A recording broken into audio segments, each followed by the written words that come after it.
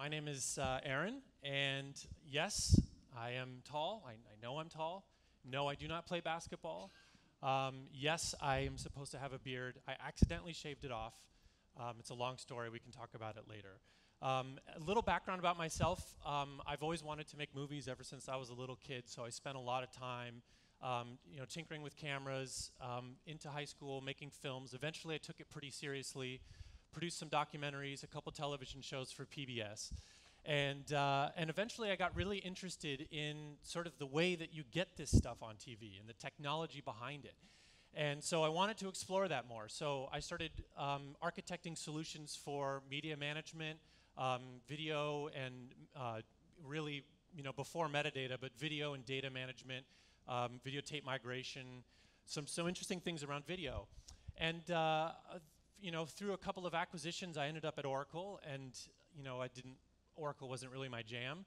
So when I left Oracle, I wanted to think about what were the kinds of problems that I was coming upon in the media and entertainment industry. And what I discovered was that there really is this one sort of, giant issue that we're kind of all circling around. And so I wanted to try and put a name to that issue.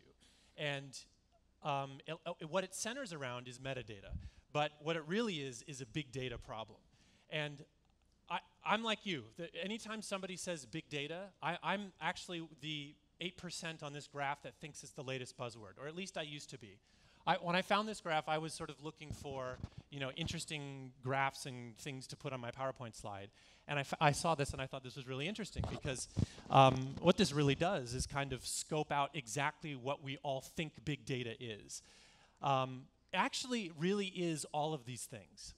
And none of them is wrong. It really is the latest buzzword, actually. And I do think that it gets overused.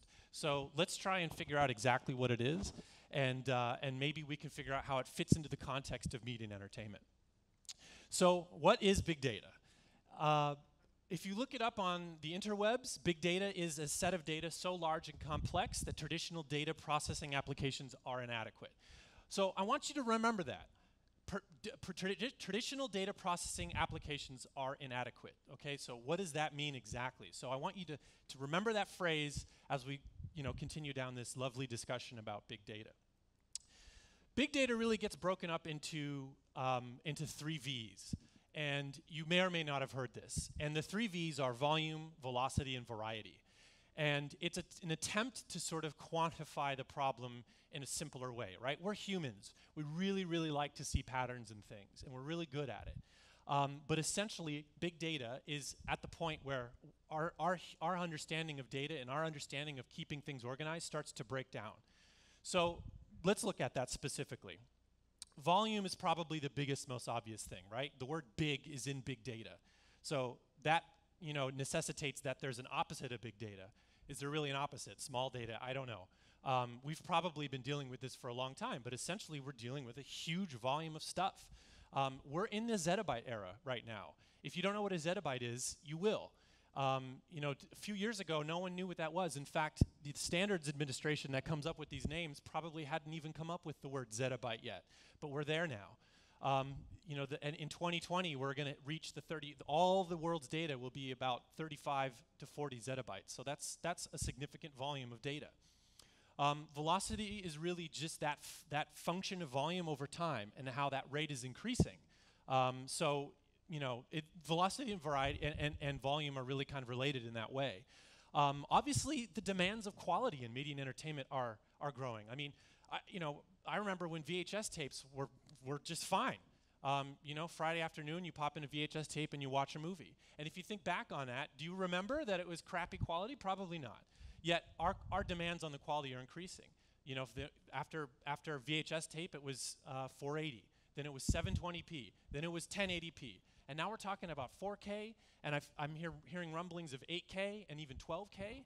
I mean, that's ridiculous. But either way, our requirements as humans to have a better experience with media is driving some of this problem. But probably the biggest issue is with variety. And so we're going to talk about why I think that's the problem that we all have that we haven't solved yet and we really need to start thinking about. Because volume and velocity are mostly about storage. So as you can see, the E on my PowerPoint has dropped down to the lower level. And the reason is because the metadata in my PowerPoint that I sent to Eric didn't follow through into the computer. That's fine, right? That's actually a really good example of why tracking this kind of stuff is really important. We need to make sure that we have the metadata associated with our data, otherwise this kind of thing happens. So you may see that throughout the PowerPoint presentation. I did it on purpose. So more about volume, right? This is a data storage market map. I'm standing a few feet away from it, and I still can't read all of the individual pieces. We have been dealing with volume for a long time. There's a lot of really interesting statistics about this 35 zettabytes of data that's kind of going back and forth. Yes, if you took a stack of CDs, and put it at sea level, and had all the CDs represent all of the data in the world, it would go something like 50,000 miles past the moon. That's a ridiculous image. It's hard to imagine, yet it's true. This one kind of impressed me. Every day, 50 years of video is uploaded to YouTube. 50 years. So since the beginning of the week, there's been 150 years of content on YouTube. Can you watch all that? No, of course not. That's a ridiculous amount of video. And that's why that's a big data problem, because our human brains can't understand that. That's just too much YouTube. Avatar was roughly about a petabyte of content to render. That's old news, actually. And what's really interesting about that is that when I was doing some research, I read that big data, typically people think about the scientific implications, right? Big data is for the Large Hadron Collider.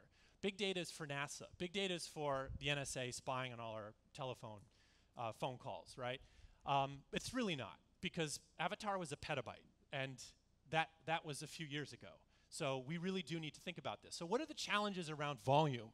Obviously, allocating storage. You need to put it somewhere. It's a storage problem. You need to obviously make sure it's safe and you're not going to lose it. That's kind of goes without saying. You need to be able to find what you need, right? You're dealing now with a very large haystack of content. So finding those needles is going to become increasingly difficult, because Bob in the basement, the guy who remembers where all the videotapes are and what's on every videotape, that's not going to work anymore. You can't just go to Bob in the basement and say, hey, Bob, where's that file? I need this file for this marketing package I'm putting together. That doesn't work, right? The volume is too high. Velocity. Velocity, like I said, is really just a function of volume over time. So this graph is obviously a little bit old. As you can see, the rate is increasing. Duh. That's pretty obvious. But let's take Avatar, for example. Avatar is a movie. We all know what movies are. Major motion picture studios make probably, maybe they don't, the same number of movies per year, right? Let's just say for the argument's sake that they do. They release the same amount of content per year. So why is velocity increasing? Well, because Avatar is 3D. So that means every frame of video is actually twice. And The Hobbit, not only was it in 3D, but for some reason it was in 48 frames per second, which I think looks terrible. I don't know why they do that, but yet that's something that we're dealing with, right? So that's the velocity. That's how you end up with velocity. The challenges associated with velocity are kind of the same challenges associated with storage, right? You really, really need to be efficient about your storage. You have to figure that out. But I would say, all of you looking out here, I don't see anybody kind of, being really surprised by that fact. Oh, no, storage, of course. I hadn't thought of that, right? We've kind of solved it.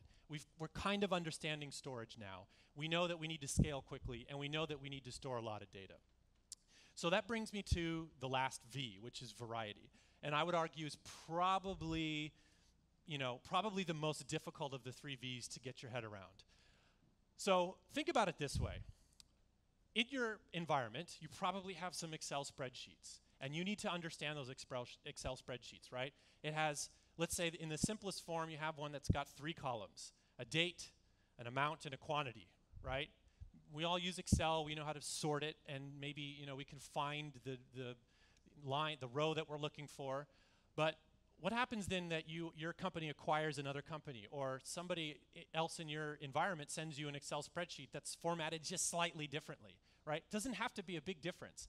We're still talking about 2 Excel spreadsheets, but the data is formatted. Even if it's formatted just a little bit differently, this is a headache. If you have billions of these Excel spreadsheets and you're trying to compare it to a billion of another type of Excel spreadsheet, that's a variety problem, that's a big data problem.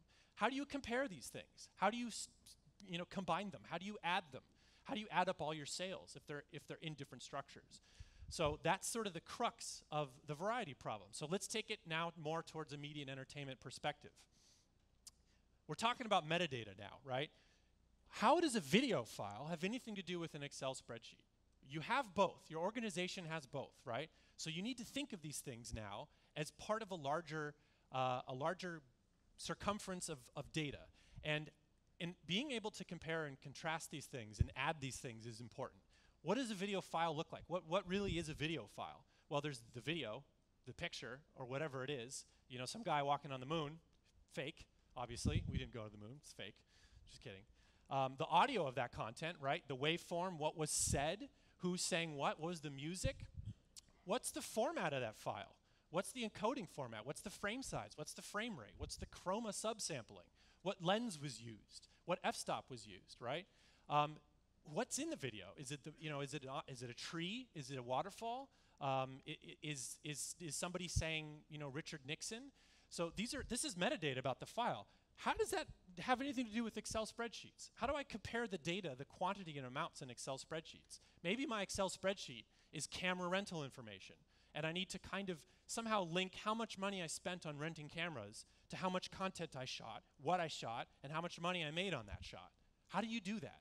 That's a big data problem. That's variety. You're taking two completely different structures of data and trying to understand them in the same context. So imagine now, we're comparing all kinds of files. You have video files, you have audio files, you have scripts, you have JPEGs, you have tweets, you have Facebook messages, you have emails, you have your logo files, you have all kinds of different kinds of data. Oh, and by the way, you've got your databases too, right? You have your digital asset management database. You have Bob in the basement's old spreadsheet. You have your object store, your archive. Where are files stored on what tape? Your rights and clearances database, right? This is all data, right? It shouldn't be different from your files. This is all important data. Just because it's in a database doesn't mean it's not important. Or just because it's in a video file doesn't mean that there's no interrelationship that needs to be had. Oh, and by the way, what about that new file format that I just invented, sitting over here with Eric? Eric and I just invented a new file format. Are you ready for that? Can you understand that? Can you extract the metadata from that? What about this company you acquired and all their new stupid data that's structured in a completely different way, right? So these are the kinds of problems centered around variety and big data that we need to think about. So I'm not the type of person to just come up here and say, you all have a problem, you suck, goodbye, and leave, right? So I want to talk about the anatomy of a solution to a problem like this. Let's start with the basics of it. You need to be able to extract all this metadata and all this data.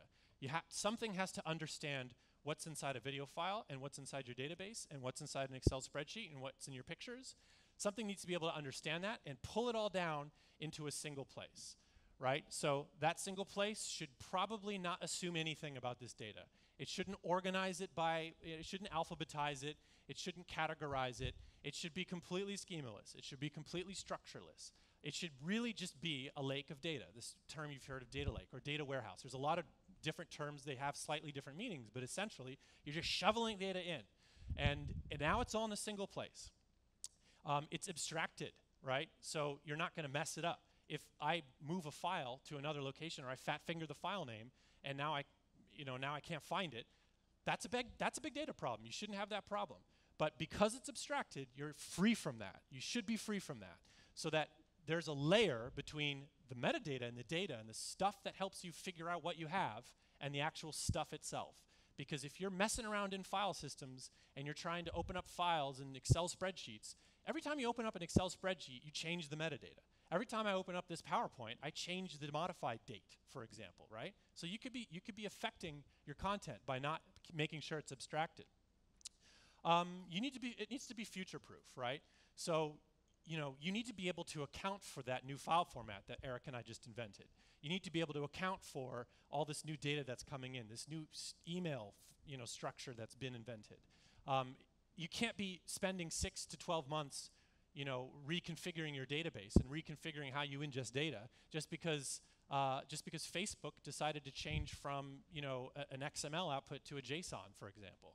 You should be agile enough to just understand all future structures of data. Obviously, it needs to be scalable. I mean, I think that goes without saying. Big data. Obviously, there's a lot of data. The volume's increasing. You need to be able to not get bogged down by having everything in a single place and that computer exploding or melting or burning down. That goes without saying. That's a problem for all three V's.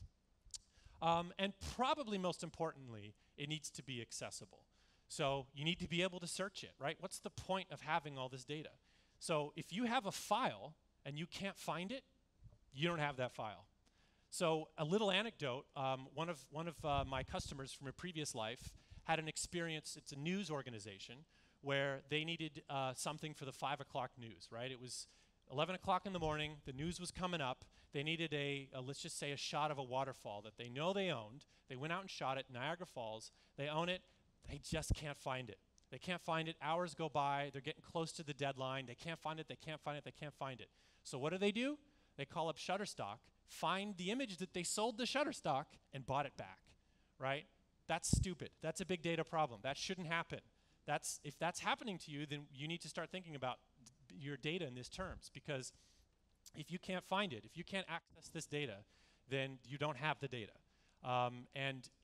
It's not going to help to think about the taxonomy and nomenclature and the organization before you actually gather everything into a single place to see what you have. So that's the power of having something that's API driven, something that's abstracted, is that even if you screw it up, even if you build an index that's alphabetized and they invent a new letter in the alphabet, you're not spending 12 months in development trying to figure out how to restructure your database to account for Omicron or whatever the new letter is. That's why doing something like this on the fly. Organize your data on the fly. Don't organize it beforehand. You're going to waste time. You're never going to get it right. Imagine if you've set up a system where you have a drop-down to select from metadata, for your avails, or you're sending stuff for distribution. Your drop-down says SD, HD. Simple enough. Solves your problem today. Oh, they just invented 3D. Well, now what? Right? So those are the kinds of things you need to avoid, because that's going to take you a long time to go back and try and incorporate a new way of organizing your data after you've already organized it once. I'd like you to imagine what you could do with a system like this. You should never lose a file again, right? I mean, yes, if somebody literally goes in every file system and deletes a file, fine. But short of that, you should never lose it. If somebody renames it, if somebody moves it somewhere weird, it shouldn't matter, even if you can't remember what it's called. In fact, file names should not be a place for metadata. I see that all too often. You should not be naming something Superman, 16 by 9, 1080p, English version, Chinese sub, ... You're going to run out of space. And you're not going to be able to account for all the metadata that you really need. And not to mention, if somebody mistypes something, it breaks the whole system. So you should never lose a file again, right? This is a criteria that you should use internally for everything you're dealing with. You should be able to search by any of this metadata, right? We talked about this. When you are extracting and capturing things like the checksum and things like the lens that was used, you should be able to search by that. That should become part of the ecosystem, because again, if you can't find it, then you don't have it. You don't own it. It has no value. So searching is really important. You should be able to correlate the disparate data. Again, we talked about, what if you have a budget, or you have the money you spent on camera rentals and the actual video and content that was generated. You should be able to correlate that data, and you should be able to do it quickly. It shouldn't be a really complex task you hire somebody, it takes a year to build. And then, of course, by that time, it's irrelevant, right? This should be a really, really quick and easy process that almost anybody can do. You should be able to get insight into the efficiency of your environment. You should be able to know how many duplicates you have, where they live, how much money are those duplicates costing me, right? Your CFO will love that if you go to them with that kind of information. And this is what can be had when you have all of this metadata and data in a single place. These are not unrealistic goals. And of course, you should be prepared for the future, right? So again, Bob in the basement is not prepared for the future, right? He may remember what's on the 160 tapes that sits behind him, but he's not going to remember what's on all the new DVDs and then the Blu-rays and then all the files. So you should really make sure that nothing is going to get thrown into your environment that just breaks your taxonomy and breaks your organization and screws everything up and takes you 6 months to figure out. That just shouldn't happen. So with that, I want to thank everybody for letting me pontificate a little bit. If you are curious about, how Graymeta is solving some of these problems for our customers, please let me know.